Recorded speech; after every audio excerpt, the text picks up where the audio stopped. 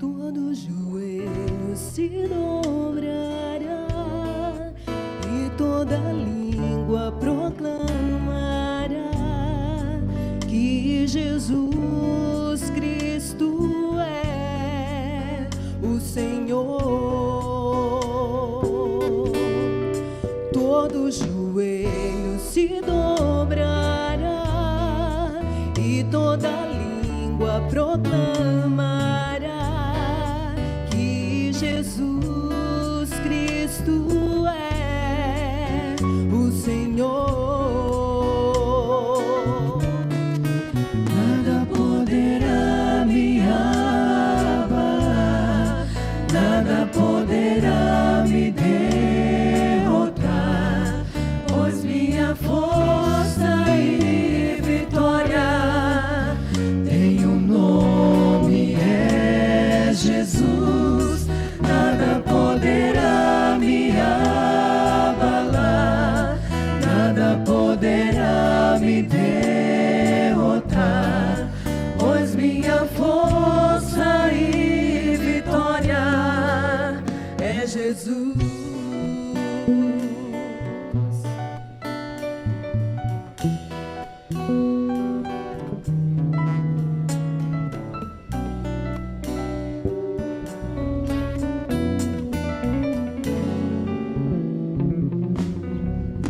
Quero viver tua palavra, quero ser cheio do teu Espírito, mas só te peço, livra-me do mal.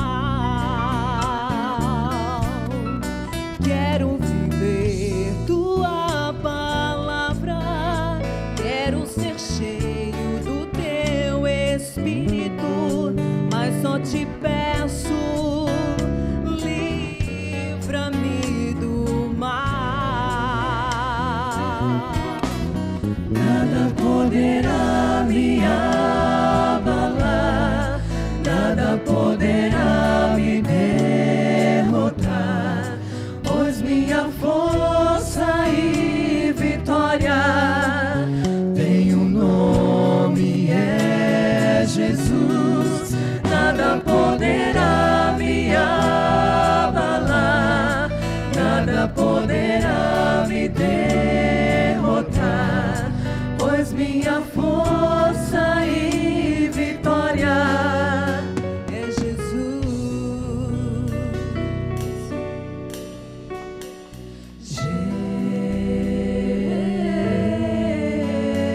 Jesus, Ele é o Senhor.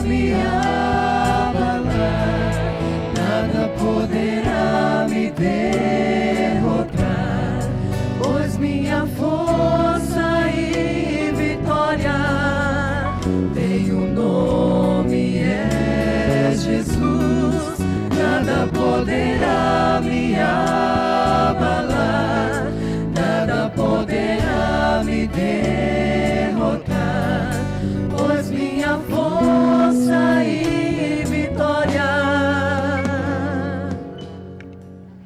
é Jesus.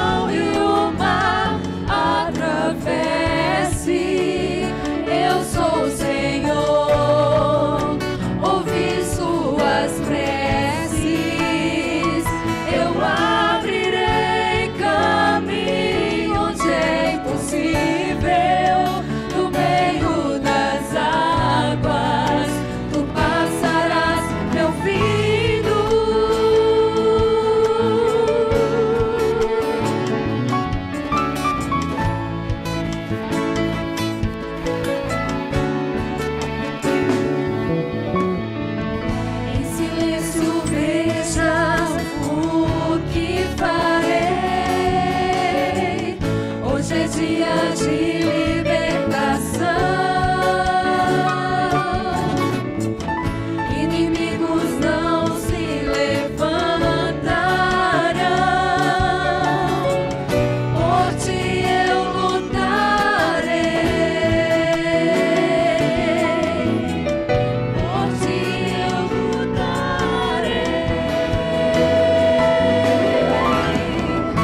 Mas te estenda a mão e o mar atravesse.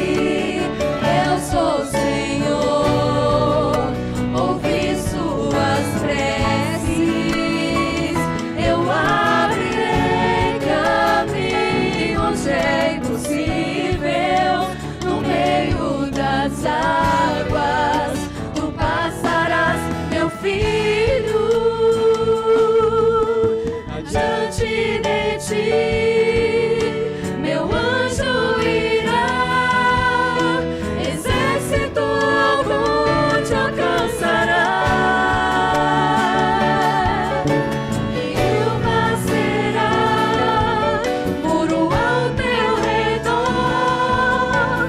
Secos teus pés andarão no caminho entre as águas. No caminho entre as águas. Marche, estenda a mão e o mar atravesse. Eu sou o Senhor, ouvi suas preces. Eu abrirei caminho onde é impossível. No meio das águas, tu passarás, meu filho.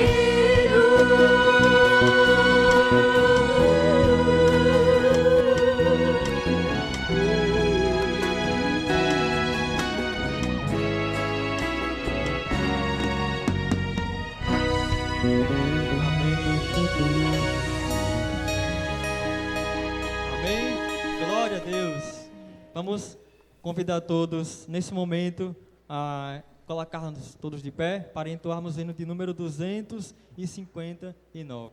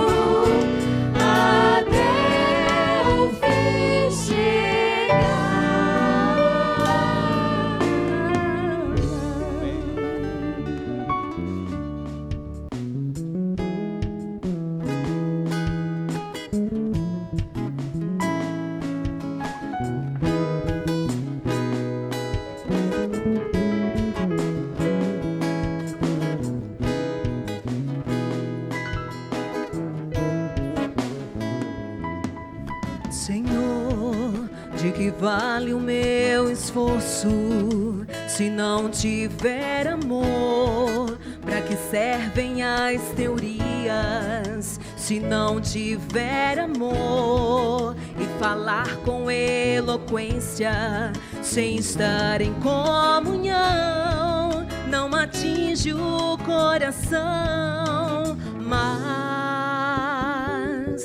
Senhor, compreendo que é preciso sentir o teu amor.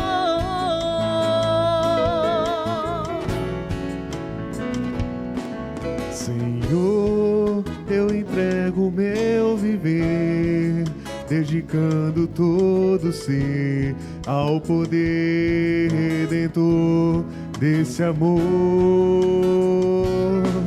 Senhor, vem estar comigo sempre. Quero ser eficiente no serviço ao semelhante, muito mais transbordando em amor.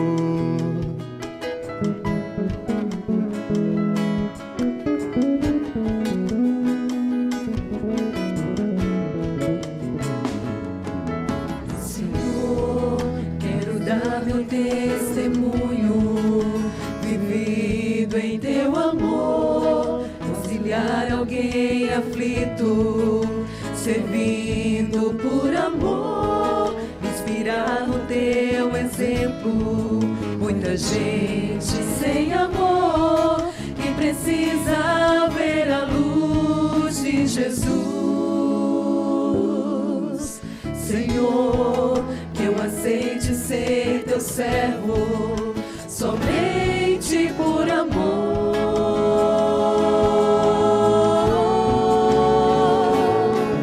Senhor, eu te entrego meu viver, dedicando todo ser ao poder redentor desse amor.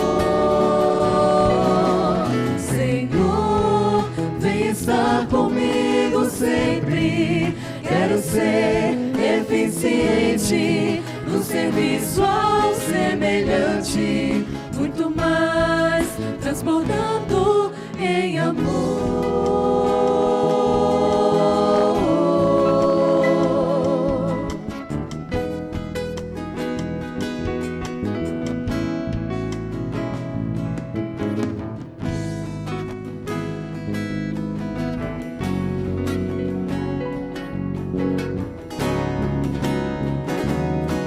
Senhor, eu entrego meu viver, dedicando todo ser ao poder redentor desse amor. Senhor, vem estar comigo sempre. Quero ser eficiente no serviço ao semelhante, muito mais transbordando em amor, em amor.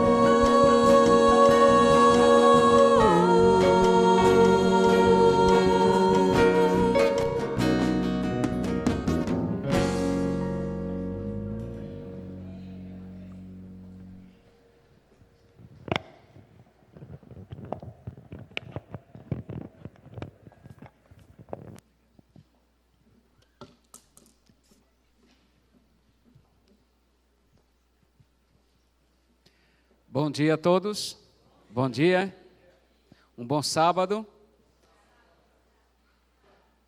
Eu olho para a igreja e cada dia fico feliz pelos irmãos, pelos amigos, e como eu estou ainda conhecendo todo o distrito, eu quero perguntar e pedir: quantos irmãos nesta manhã fazem parte da igreja de Nova Parnamirim? Fiquem em pé. Quero tirar uma foto de vocês, tá bem? E dar um serviço para vocês.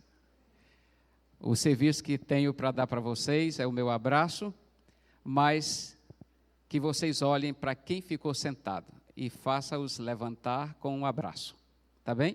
São os nossos amigos que nos visitam e estão conosco. Por favor, adventistas de Nova Parnamirim, se levantem, busquem as pessoas que estão aí e faça-os levantar com um abraço, com um sorriso, a nossa gratidão como discípulos dessa igreja, a nossa gratidão por sua visita, pela sua permanência conosco e, logicamente, um convite para que retornem mais vezes a esta igreja. É uma igreja bonita, uma igreja de gente simpática, uma igreja de discípulos de Jesus. Amém? Deram um abraço? Alguém ficou sem receber o abraço? Todos receberam? Muito bem. Fico feliz então com isto e a simpatia que corresponde a esta igreja. Durante esses 10 dias, como disse o nosso pastor João Cláudio, nós estamos trabalhando com o que diz respeito à oração. E foram vários os motivos de nossas orações e hoje todas as nossas igrejas estão trabalhando com o tema dos eventos finais. E os nossos motivos, nossos estudos, é justo para complementar com um outro projeto chamado de comunhão e profecia. Então, os eventos finais, que hoje corresponde, tenho 60 apostilas que serão distribuídas hoje à tarde, 2h30. 2h30, então nós teremos 2 centros de profecias e profetas. O profeta maior aqui será o pastor João Cláudio, que vai estar com toda a igreja de Nova Parnamirim, Ponta Negra e Portal do Jiqui. Então serão mais de 60 pessoas que estarão estudando 4 seminários básicos de como se preparar para 40 dias de estudos proféticos. Amém? Então, eu vou estar hoje pela manhã já dando o primeiro seminário ou o primeiro estudo preparatório para 2h30 da tarde, porque eu vou estar comandando do outro lado da BR, então a igreja do Satélite, a igreja do Planalto, Planalto 1 e mais Guarapes. Então, 4 igrejas estarão comigo e 3 vão estar aqui no comando do pastor João Cláudio e mais alguns assessores que estarão com ele dando os seminários. E ali nós estaremos na igreja do Planalto, na parte da tarde, colaborando com os estudos proféticos. E aí o seminário que vamos trabalhar nessa manhã também servirá para os demais que estarão na parte da tarde. No boletim que vocês receberam, tem uma mensagem interessante que foi tirada do livro Orientação para a Criança, página 336, e tem aí mais ou menos uma citação dizendo: os pais devem sentir ser sagrado o dever de instruir seus filhos nos estatutos e reivindicações de Deus, bem como nas profecias, ok? Então, é dever de todos nós, pais, orientarmos nossos filhos sobre o que Deus tem para nós e, logicamente, eu chamo a atenção nessa manhã para o livro de Apocalipse, capítulo 1 e o versículo 19. Pegue sua Bíblia, marque bem esse versículo, porque a gente vai trabalhar pensando e sendo apoiado por este verso. Apocalipse, capítulo 1, versículo 19. O último livro da Bíblia. Os nossos amigos que estão nos visitando, se não tiverem suas Bíblias, então, por favor, aquele que tem Bíblia, colabore aí com a cortesia de abrir a sua Bíblia perto dessa pessoa. Apocalipse, capítulo 1, versículo 19. Diz assim: escreve, pois, as coisas que viste, e as que são, e as que hão de acontecer depois destas. Perceba que o livro do Apocalipse é um livro de revelações. E, logicamente, nós vamos trabalhar pensando quais são as coisas que João viu, quais são as coisas que João participou, o que era do passado, o que era no tempo de João e o que seria depois de João. Porque a revelação de Jesus veio para que ele pudesse relatar, escrever, e essas mensagens proféticas deveriam alcançar os nossos lares, os nossos corações. Quando a gente analisa o aspecto profético dentro da Bíblia, nós temos duas razões básicas de estudos, que é, por exemplo, o livro de Daniel e o livro de Apocalipse. O livro de Daniel ele está projetado para preparar o povo judeu, o povo de Deus baseado no judaísmo, e, logicamente, nós nos deparamos com o livro do Apocalipse, preparando não os judeus, senão preparando os cristãos na linha sucessória dos judeus, naquilo que Deus estabeleceu para todos nós. Por exemplo, se você lembra, os que estudamos bem o livro de Daniel, o capítulo 2 fala do sonho de Nabucodonosor. E ali nós nos deparamos com uma grande estátua, cabeça de ouro. Hoje é o dia de prova, né? Cabeça de ouro, o peito, os braços de prata, o ventre de bronze, as pernas e os pés, a mistura, ok? Logicamente, quando nós estudamos aquela profecia, determinava todo o período dos impérios que deveria chegar até o Império Romano, onde começou então o cristianismo. Então, todo o povo de Deus deveria entender essas profecias para saber o que deveria suceder. A cabeça, Babilônia, Medopécia, Grécia e Roma, e depois então seguiria os dedos da estátua, e neste caso nós nos deparamos com Daniel 2,44, quando se refere dizendo, nos dias dos dedos da estátua, no dia dos reis, que representam isto, aparecerá do céu uma pedra não lançada por mão humana, e esta pedra cairá onde? Na cabeça da estátua, nos braços ou nos pés? Nos pés. Em outras palavras, a mensagem de Daniel 2 levaria o povo a entender até o aspecto de Deus tomar conta do reino, dizendo, esta pedra foi crescendo, crescendo e se tornou o reino de Deus.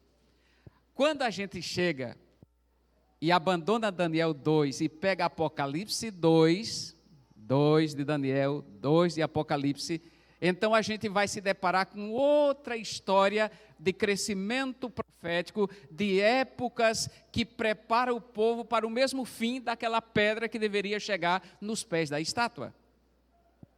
Então, nós nos deparamos com João, agora dizendo, escutando o anjo falar, você vê, você escreve as coisas que viste, as coisas que hão de acontecer, e logicamente o futuro do que vai ocorrer. E termina, logicamente, com a vinda de nosso Senhor Jesus Cristo, amém? Quando você então se depara com o Apocalipse capítulo 2, e a gente vai entrar também no capítulo 3, então nós vamos encontrar algumas declarações de Jesus para João, que se refere à igreja hoje aqui presente. Por exemplo, na mensagem que ele dá para as igrejas, as 7 igrejas, sempre vamos encontrar 3 expressões básicas. A primeira diz assim, conheço as tuas obras. Então, para cada igreja, as 7 igrejas que estavam na Ásia, claro que haviam mais de 7, mas foram escolhidas a dedo pelo anjo para representar o período desde a era apostólica até os nossos dias, com a expressão de que Deus conhece nossas obras. Ou seja, do tempo de João, depois de João, chegando até nós e, logicamente, vai até o fim. Conheço as tuas obras. Em outras palavras, o livro do Apocalipse e mais a história profética das 7 igrejas determina: Deus conhece você, Deus me conhece e, portanto, tem interesse de nos dar a vitória. Amém? Segundo aspecto da revelação apocalíptica. Sempre você vai encontrar no Apocalipse, principalmente as igrejas, dizendo: ao vencedor. Pergunto, quantos de vocês querem sair daqui vencedores? Amém? Então, o Apocalipse não é a guerra, não é o aspecto de Hollywood para escandalizar ou para chamar atenção ou provocar um estresse, mas são caminhos e orientações para dizer: Deus quer que a sua igreja se torne vencedora durante o período profético. Deus quer que você, como filho de Deus, saia do aspecto apocalíptico como o vencedor. Por isso, é imperativo para Deus que os seus filhos se tornem vencedores. Amém? Deus não é Deus de derrota. Deus é Deus para quem quer vencer. O apóstolo Paulo já dizia: tudo posso naquele que me fortalece. E em Cristo somos mais que vencedores. Terceiro aspecto das declarações de Jesus que nós encontramos no Apocalipse, as 7 igrejas. Ele diz assim: o que tem ouvido para ouvir, ouça. O que tem ouvido para ouvir, ouça. Em outras palavras, eu devo obedecer à voz do Espírito Santo para que ele me prepare para os eventos proféticos que correspondem hoje para o nosso tempo. O que passou, passou. Só comprova de que a profecia estava correta. Mas tem profecias que não foram cumpridas e que a igreja precisa ensinar aos seus filhos a como estar preparada para os eventos finais.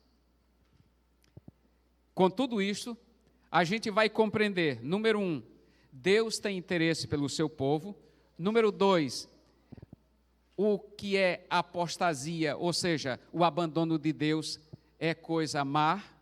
Nós precisamos manter-nos fiéis ao propósito de Deus. E o terceiro aspecto para compreendermos nessa manhã é que a vitória de Deus é dado segundo a fidelidade do seu povo. Precisamos manter-nos fiéis. Nesta manhã, eu vou passar aqui de maneira rápida as 7 igrejas, para que você possa entender por que Deus estabeleceu nas igrejas da Ásia o aspecto profético para dizer os períodos em que a igreja cristã deveria passar e como deveria reagir diante dessas coisas. E, logicamente, eu vou precisar de 7 pessoas à medida do tempo que eu vou pedir. E como o conjunto é gente simpática, eu vou pedir também que me ajudem aqui. Tá bem? E o pessoal da música. A primeira igreja que nós nos deparamos no Apocalipse é a igreja de Éfeso. Quem gostaria de representar a igreja de Éfeso aqui? Vamos lá por aqui. O mais bonito que tiver nesse banco pode se levantar e me ajudar aqui. Então venha você a mais bonita. Quem vem? Vem você então? Muito bem. Então fica aqui comigo. Hoje você vai sair na foto, tá bem? Para colocar. Qual é a primeira igreja então que o Apocalipse apresenta? A igreja de Éfeso. O que significa Éfeso? A igreja de Éfeso representa então desejável. Éfeso significa desejável. No Apocalipse, então, apresenta a primeira etapa da igreja cristã, que foi do ano 31 até o ano 100, onde apresenta o crescimento da igreja, o Espírito Santo trabalhando, e segundo alguns historiadores, naquele período, quase se alcança 6 milhões de cristãos. Foi um período agradável, um período desejável, todos queriam conhecer o caminho, todos queriam conhecer, logicamente, a igreja cristã. E o mensageiro para essa igreja que o Apocalipse apresenta diz assim: eu tenho as 7 estrelas. Ou seja, Jesus estava no comando da igreja cristã. E, logicamente, o elogio que foi dado a essa igreja foi: conheço as tuas obras. Você tem paciência, não suporta os malvados e, logicamente, não suporta também os apóstolos mentirosos. Essa era a característica da igreja de Éfeso. Uma igreja que expandiu muito bem o seu amor, a sua afeição por Jesus Cristo e a obra do Espírito Santo na salvação de muitas pessoas. Mas veio uma exortação, veio um desafio, dizendo que no final do período, quase no ano 100, muita gente estava abandonando a igreja com medo das perseguições. E aí a promessa que Deus deu foi: darei de comer da árvore da vida àqueles que se mantiverem fiel. Vamos para a segunda igreja, para você não ficar só. Quem você indica para vir lhe apoiar? Muito bem. Vem aqui então, Rafael. Quem é Rafael? Está condenado, Rafael, agora. Muito bem. Vamos então. Você pode descontar no próximo, já vai observando. Muito bem. Qual é a segunda igreja do Apocalipse? A igreja de Esmirna. Qual é a primeira igreja?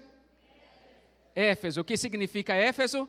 Desejável. Qual foi a era de Éfeso? Foi a era cristã, a era apostólica. Agora a gente se depara com a igreja de Esmirna. A igreja de Esmirna, nesse caso, nós nos deparamos com o primeiro significado. O primeiro significado é o seguinte: cheiro agradável, odor agradável. Esse é o que significa Esmirna. E, logicamente, a gente tem Esmirna num período de era onde começaram as perseguições. Aí a gente tem Éfeso, que era o que crescia a igreja, mas agora Esmirna vem a perseguição, o martírio, e, logicamente, foi um período difícil. Difícil por quê? Porque naquele período, para que tenham uma ideia, o bispo de Esmirna era Policarpo. E, logicamente, veio a exigência de que ele abandonasse a fé em Cristo e começasse a adorar a César.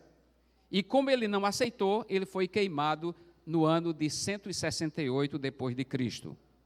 O mensageiro dessa igreja, segundo o Apocalipse, diz, que é no caso Cristo, disse: é aquele que é o primeiro e o último, que foi morto, mas reviveu.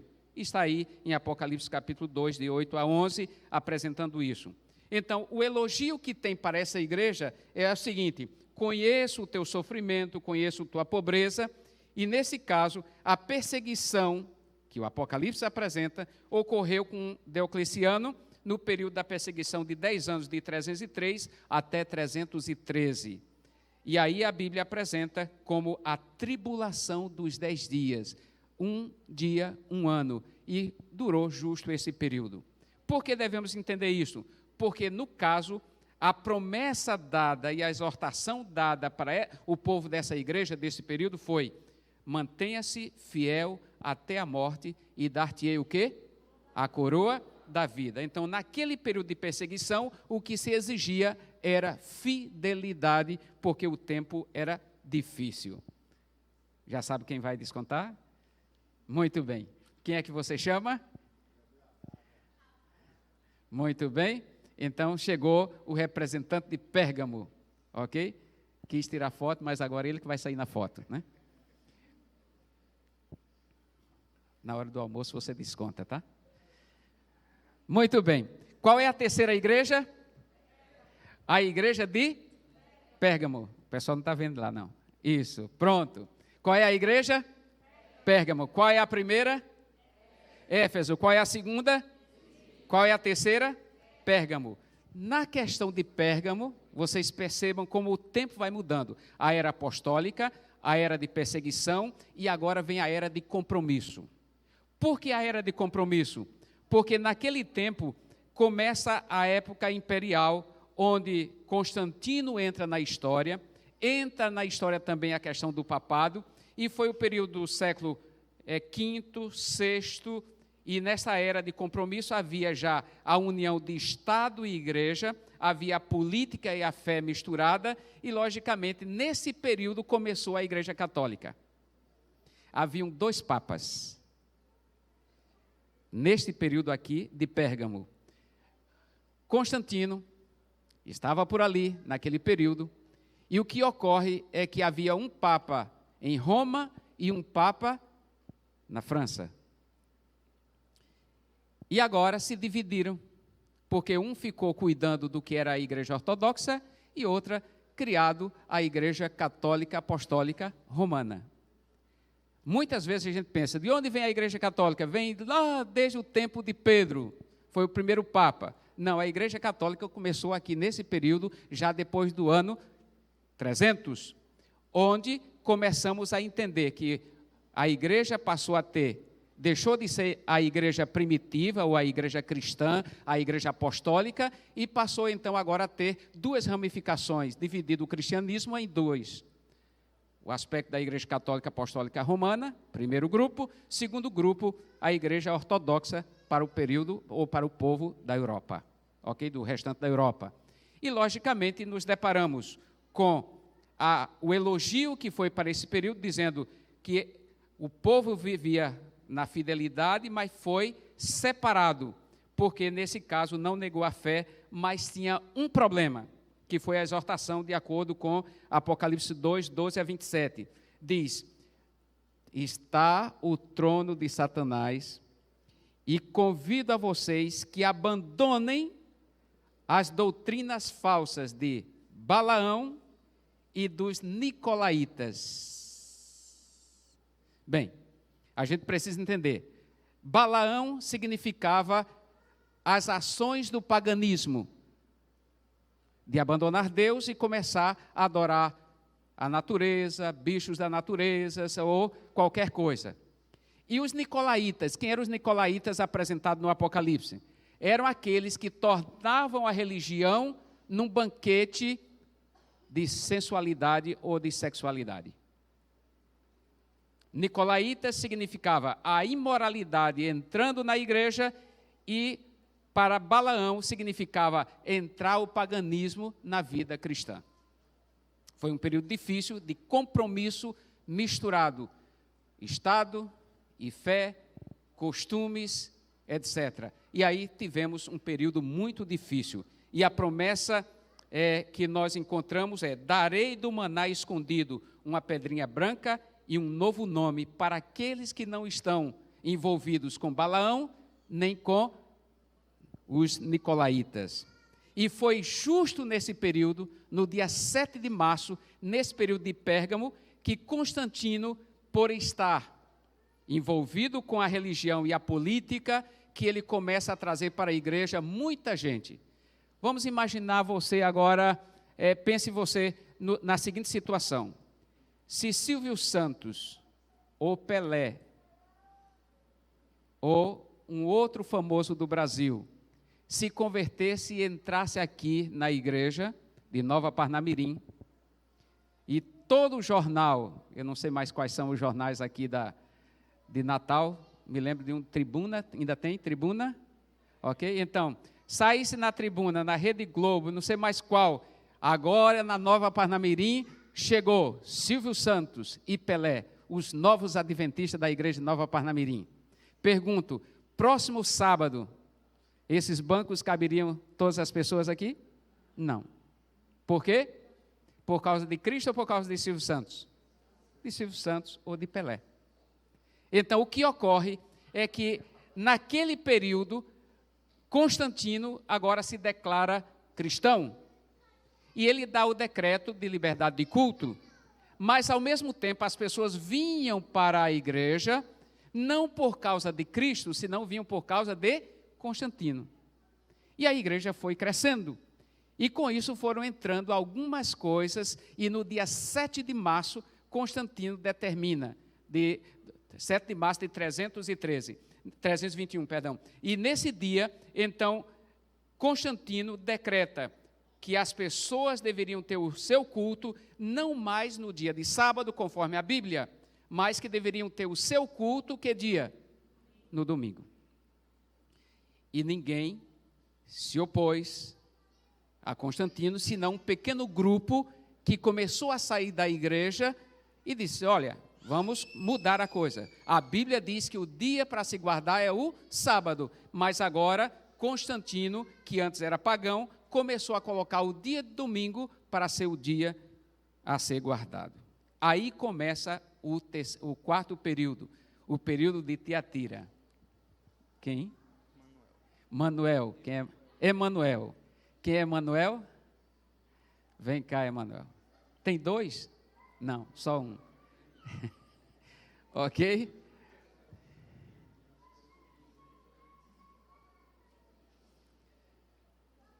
Aqui está o teu período. Qual é a primeira igreja? Pérgamo. Significa desejável. Foi a era apostólica. Qual é a segunda igreja? Esmirna. Foi o período da perseguição, do martírio. Significa o odor agradável, o cheiro agradável. Qual foi a terceira igreja? Pérgamo, que foi o período do compromisso, a junção de Estado e fé, certo? E nesse caso, a quarta igreja, como se chama?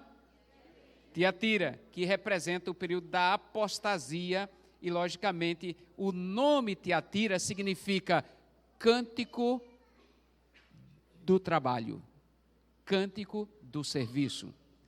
Eu não sei quantos de vocês se lembram de alguns filmes dos escravos que estavam aqui no Brasil, e a tendência deles no trabalho, eles para esquecerem o sofrimento e a saudade que tinham da África, o que é que eles faziam?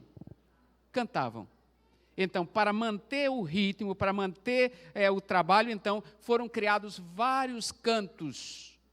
E esses cantos eram chamados cantos de serviço de trabalho. E esse é um período em que veio a apostasia e muito trabalho para aqueles que estavam na igreja. Havia o problema sério, que é o período de 1260 anos, foi a era chamada Era da Apostasia.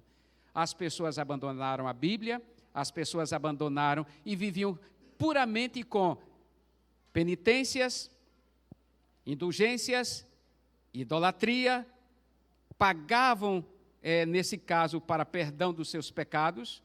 Eu tive a oportunidade de estar em Roma, e lá nas ruínas do Coliseu ainda tem um pequeno orifício ali, onde as pessoas colocam moedas para perdão dos seus pecados, até hoje.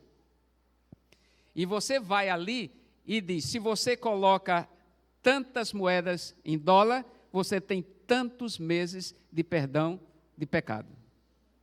E as pessoas creem nisso ainda, porque lá eu tirei foto e tinham várias moedas que as pessoas vão lá e depois então diz, bem, vou colocar porque eu quero voltar para o Brasil sem pecados. Se vende hoje indulgência, que você compra medalhas ou certificados ainda em Roma. Se você quiser perdão de 3 meses, de 6 meses ou até 3 anos, você tem o valor X para comprar. Vem deste período. E nesse período, então, de Tiatira, a ordem, dado a exortação é, conserve o que tens, para que ninguém tome o quê?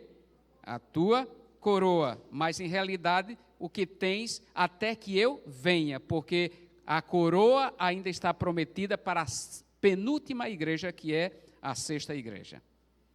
Vamos um pouquinho mais. Quem? Está te esperando aquela jada ali. Sorriso? Hã? Açoísio. Pensei que era sorriso, porque tem um ali que estava só sorrindo. Ok. Primeira igreja, Éfeso. Segunda, Esmirna. Terceira, Pérgamo. Tiatira e agora, Sardes. Esse é chamado um período em que Sardes significa cântico de alegria. Perceba, Tiatira significa cântico de serviço, de tristeza, de luta, de abandono. Mas agora, Sardes já modifica a história da igreja, dizendo, Sardes significa cântico de alegria. Por quê? Porque apareceu alguém nesse período que, ao ler a Bíblia e percebendo que a igreja estava abandonando o estudo da Bíblia, disse: o justo viverá pela fé. Quem foi este? Lutero. Lutero aparece nesse período de Sardes e começa a reforma protestante. Começa um movimento de retorno à Bíblia. E as pessoas já não precisavam mais acender velas, não precisavam mais, nesse caso, andar de joelhos, não precisavam deixar moedas para pagar penitência, não necessitavam entregar terrenos para a igreja para poder receber perdão dos seus pecados. Neste caso, Lutero chama a atenção de todos aqueles daquele período, dizendo: retorne à Bíblia, porque o justo viverá pela fé. E esse é um período interessante porque aparece o estudo da Bíblia, aparece a profecia de São Mateus 24 e 25, a queda das estrelas, e abre o caminho para que as pessoas pudessem estudar a Bíblia outra vez e ver o movimento da fé. Aí a gente chega para a penúltima igreja, a igreja de Filadélfia.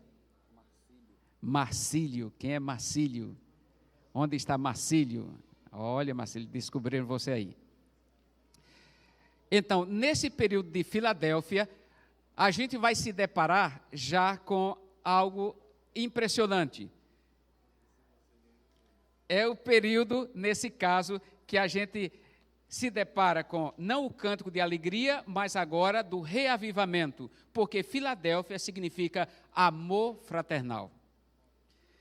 Vamos repassar um pouquinho aqui para que você entenda que começa a igreja muito bem, enfrentam a perseguição, vem o compromisso com o Estado, a mistura, vai caindo em apostasia, depois vem a reforma para levantar a igreja outra vez para Cristo, e então chega o reavivamento no período de Filadélfia, que foi o período que as pessoas passaram a estudar Daniel e Apocalipse, e foi aí onde tivemos o conhecimento daquele que diz o Apocalipse capítulo 3, dizendo: o santo, o verdadeiro, aquele que abre e ninguém fecha, e fecha e ninguém abre. Para esse período, as profecias de Daniel, principalmente 8:14, onde diz: até 2.300 tardes e manhãs e o santuário será purificado, houve um movimento de reavivamento em toda a América.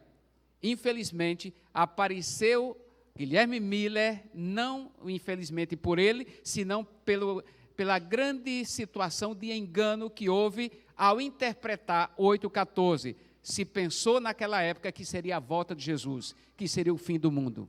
E Cristo não voltou. Mas aquele período era um período profético sobre o santuário, e que a gente não vai tocar nesse tema agora. Mas nesse período, então, diz a exortação: conserva o que tens, para que ninguém tome a tua coroa, que está em 3:11 aí de Apocalipse. E nós nos deparamos então com o último período agora, que é a 7ª e última igreja. Ricardo, onde está você, Ricardo? Ok, já descobriu Ricardo. Para a última igreja. Agora vocês são machistas, né? Ninguém chamou, tinha 2 senhoritas ali querendo se levantar toda hora e não conseguiram. Ricardo, aí está a 7ª igreja. Como se chama a 7ª igreja? Laodiceia. Vamos então repetir aqui e a gente termina. Primeira igreja, período apostólico. Segunda igreja, o período do martírio, da perseguição. Terceira igreja, Pérgamo, que representa o período do compromisso. Quarta igreja, Tiatira, que representa o período já da apostasia. A igreja quase sucumbe, quase desaparece, mas apareceram ainda aqueles que deveriam estudar a Bíblia. A quinta igreja foi o período da reforma, do retorno à Bíblia, do estudo da Bíblia, de ter outra fé, porque a Bíblia diz que a fé vem pelo ouvir e ouvir a palavra de Deus. A sexta igreja, Filadélfia, que representa o período do reavivamento, o estudo das profecias, o estudo para saber qual é o cronograma de Deus para o mundo. Assim como Deus deu em Daniel 2, a cabeça de ouro representando Babilônia, Medopécia, Grécia e Roma, e os reinos da Europa, assim também Deus esclareceu através do Apocalipse o período que a igreja enfrentaria até os últimos dias da história cristã. E Laodiceia aparece nesse caso como a última igreja. Se você compara Daniel 2 com Apocalipse 2 e 3, aqui nós já estamos nos dedos da estátua. É o período onde a pedra lançada, não por mãos humanas, senão que aparece do céu, então termina na 7ª igreja. E neste caso, nós nos deparamos desde 1844 até o fim.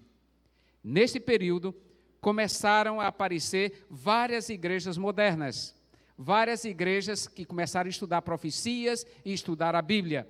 E neste caso, a exortação é, para esse tempo, diz que compres ouro refinado com fogo, use vestiduras brancas e unja os teus olhos com colírio. Sê, pois, zeloso e arrepende-te. E esse é o motivo das orações que estamos fazendo para um reavivamento e para enxergarmos melhor o caminho da trajetória profética de Deus. E através dos 40 dias que vamos estudar, tem mais outros temas do Apocalipse e de Daniel, de maneira fácil e bem explicado, como você pode ir em casa com sua família e estudar esse período profético. O tema é ser zeloso e arrepende. E a promessa de Cristo é: aqueles que estão preparados na última igreja devem guardar os mandamentos, manter a fé em Jesus, porque com ele se sentarão no trono de Deus. Amém? Quantas igrejas? Quantos períodos? 7. E depois disso, diz São Mateus, então virá o fim. Eu preciso, nesse caso, estar preparado. O que sucedeu, sucedeu. A profecia bíblica promete uma coisa e sucede. E, logicamente, o que promete para Laodiceia também vai se cumprir o que Deus determinou. 2h30, você vai ter outras explicações de como estudar esse material e saber que você foi chamado para ser um vencedor em Cristo Jesus. Amém? Eu quero que você agora abrace a pessoa que está do seu lado e diga: você é a igreja de Deus, a igreja vitoriosa. Muito bem, muito obrigado para vocês. Você recolhe, já vai pegando aí, dando um tapinha em cada um que lhe chamou.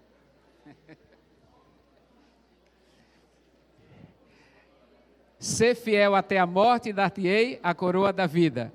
E Apocalipse 3:11 diz: conserva o que tens, para que ninguém tome a sua coroa. Aos queridos do conjunto, muito obrigado. E eles vão cantar agora para que oremos ao final, terminando o nosso culto, tá bem? Vamos convidar o conjunto para que esteja a posto e assim a gente termine com a parte do nosso seminário nessa manhã, entendendo que Deus tem um propósito, Deus tem um caminho, mas o propósito maior de Deus é a salvação de todos nós, preparando-nos como igreja.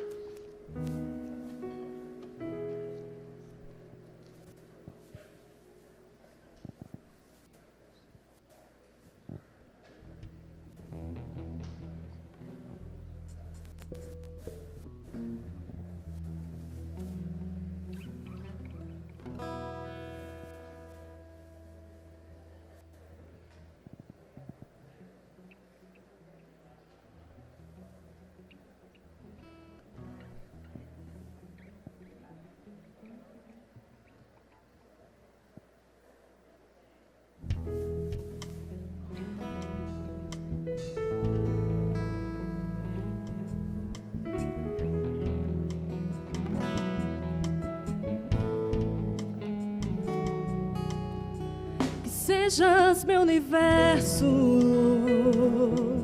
Não quero dar-te só um pouco do meu tempo. Não quero dar-te um dia apenas na semana. Que sejas meu universo. Não quero dar-te as palavras como gotas. Quero que saiam dilúvios de bênçãos da minha boca. Que sejas meu universo. Que sejas tudo o que sinto e o que penso. Que de manhã seja o primeiro pensamento e a luz em minha janela. Que sejas meu universo. Que enchas cada um dos meus pensamentos. Que a tua presença e o teu poder sejam alimento. Jesus, este é o meu desejo. Que sejas meu universo.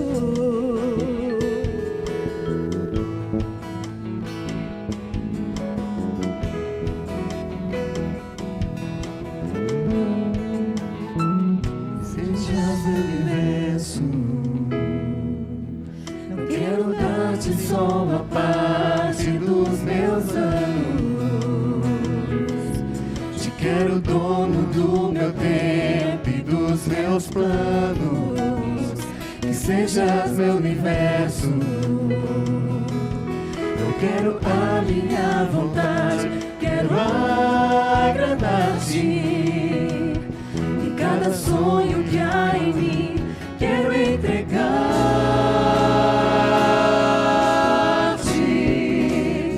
Que sejas meu universo. Que sejas tudo o que sinto e o que penso. Que de manhã seja o primeiro pensamento e a luz em minha janela. O universo enchas cada um dos meus pensamentos. Que a tua presença e teu poder sejam alimento. Jesus, esse é o meu desejo.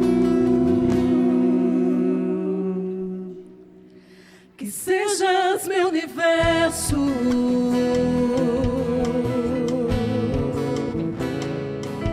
Meu universo. Que sejas meu universo.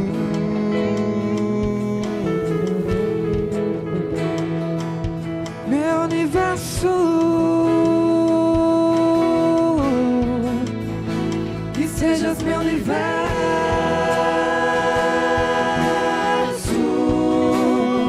Que sejas meu universo.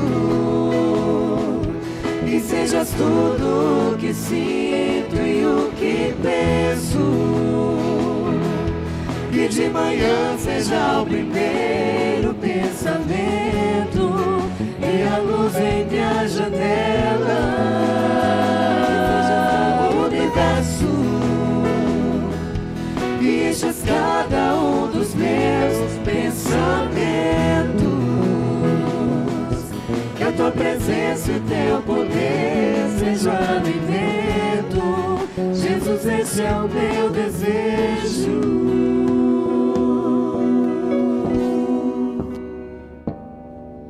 Que sejas meu universo.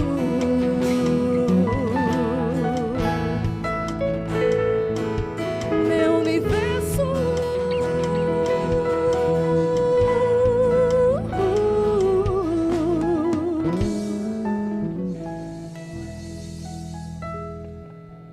Querido Deus e Pai, obrigado pelos livros de Daniel e Apocalipse, que nos orientam sobre o teu cronograma profético, a fim de que nos situemos dentro do período histórico e também observemos o nosso tempo e o que devemos viver, como viver, e ajudarmos outras pessoas a entenderem que o Senhor está no comando de tudo.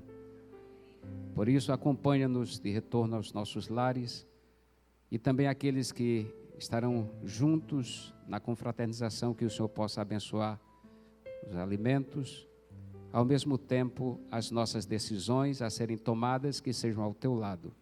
Em nome e por amor de Cristo. Amém.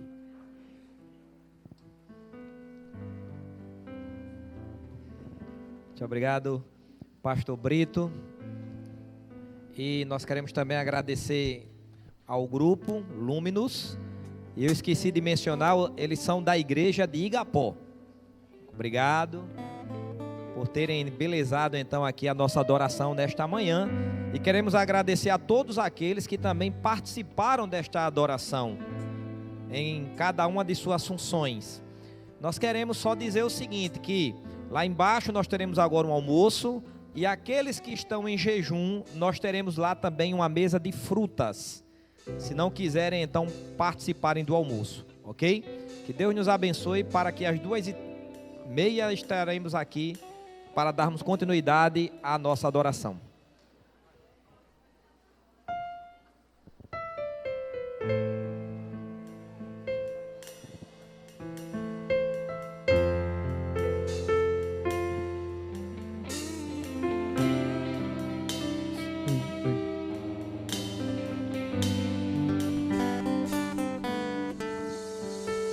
Como foi no Pentecostes, quero te pedir, teu Espírito aqui faz cair,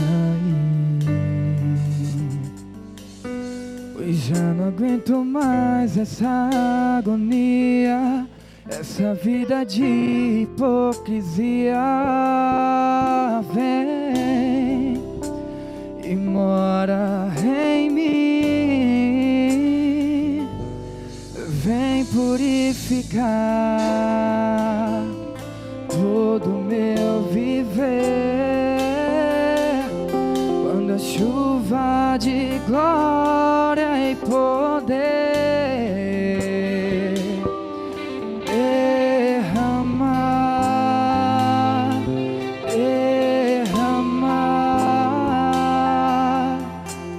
chuva neste lugar, derramar, derramar tua chuva pra me lavar, como foi no Pentecostes. Quero te pedir, teu Espírito aqui faz cair, pois já não aguento mais essa agonia, essa vida de hipocrisia.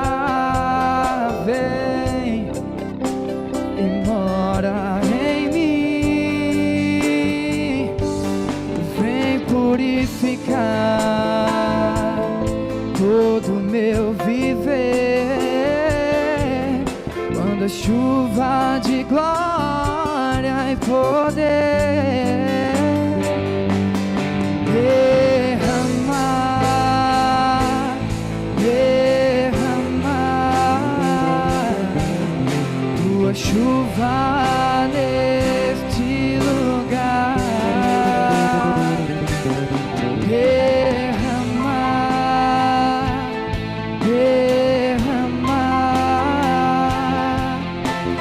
chuva pra me lavar, derramar, derramar tua chuva nesse lugar, derrama, Senhor, derrama, Senhor, tua chuva pra me lavar, derrama.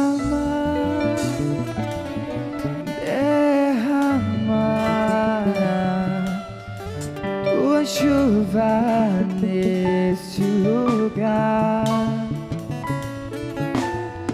Derrama, Senhor, derrama, Senhor, tua chuva pra me lavar.